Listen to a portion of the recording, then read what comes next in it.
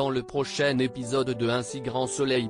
Tandis qu'Alix est entendu par la police, les employés de L Cosmetics se mettent en grève. Attention, les paragraphes qui suivent contiennent des spoilers sur l'épisode d'Un si grand soleil diffusé demain soir sur France 2. Si vous ne voulez rien savoir, ne lisez pas ce qui suit. Jeudi 25 novembre dans Un si grand soleil. Alix est entendu par la police et à la suite de la plainte de Valentine, Alix est convoqué au commissariat et confirme à Élise avoir organisé les rencontres entre Valentine, Ludo et Joël. Toutefois, elle prétend n'avoir jamais touché un centime pour cela. Lorsque Yann lui signale qu'en tant que cliente, elle encourt une amende de 1 500 €, Alix précise qu'elle ne paie pas pour coucher avec des hommes. Concernant les lettres anonymes, la quinquagénaire n'a par ailleurs pas la moindre idée de qui pourrait en être à l'origine. En quittant le commissariat, Alix contacte Valentine et lui reproche d'avoir trahi sa confiance. Si Valentine répond qu'elle n'a pas eu le choix, Alix lui rappelle qu'elle ne l'a pas obligée à payer des escortes. Agacée, Valentine révèle que son mari est en train de la quitter. Malgré tout, Alix s'en moque et lance que le divorce serait ce qui pourrait lui arriver de mieux. Pendant ce temps, Noémie est inquiète pour Ludo qu'elle trouve particulièrement tendu depuis quelques jours. Le jeune homme prétend donc être tout simplement pris par le travail. Au moment où elle l'invite à nouveau à rencontrer sa mère autour d'un dîner, Ludo tente d'esquiver puis suggère le week-end suivant. De leur côté, Yann et Élise sont convaincus qu'Alix les balade depuis le début.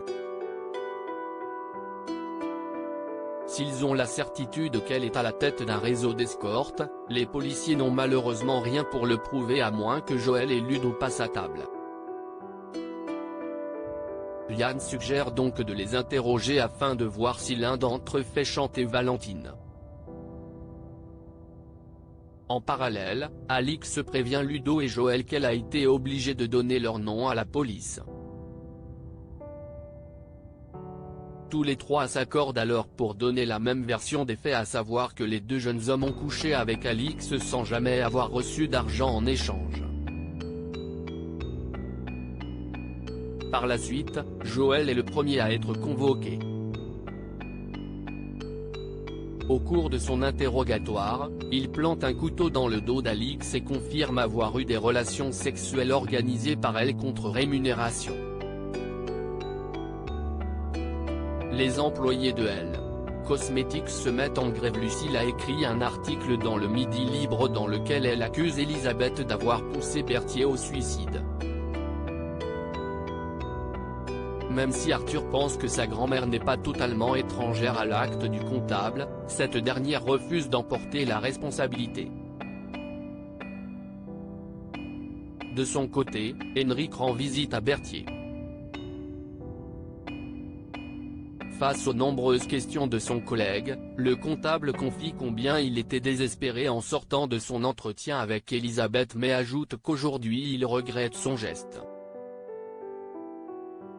Henrik lui assure alors que tous les salariés sont avec lui et indique par ailleurs qu'ils ont décidé de se mettre en grève dès cet après-midi. Après qu'il lui a conseillé de porter plainte pour harcèlement moral, Berthier rétorque qu'il ne se sent malheureusement pas capable de le faire car cette histoire est allée beaucoup trop loin. De plus, il se sent toujours responsable de ne pas avoir renouvelé le contrat d'assurance. Cependant, Henrik n'est pas d'accord avec lui et déclare qu'il est dans l'intérêt de tous de se battre afin que ce genre d'événements ne se reproduise plus jamais. Marion pousse donc son mari à porter plainte. En parallèle, le détective privé interroge le voisinage des Berthier et apprend que le couple se disputait régulièrement. si elle affirme que la jeune femme découchait régulièrement, la voisine ne peut pas en revanche confirmer qu'elle avait une relation. À Elle Cosmétique, Elisabeth félicite Myriam pour son excellent travail et veut la faire évoluer en lui confiant le poste de chargée de marketing. Tandis qu'elle lui fait savoir qu'elle sera solidaire avec ses collègues en suivant le mouvement de grève, Elisabeth assure que cela ne remet pas du tout en cause sa proposition. Non loin de là, Florent prend en charge le dossier de Berthier et le rassure. Selon lui, cette plainte est juste un moyen de pression sur la direction afin qu'il puisse réintégrer l'entreprise. Dans l'après-midi, les employés de Elle Cosmétique se mettent en grève et quittent les bureaux.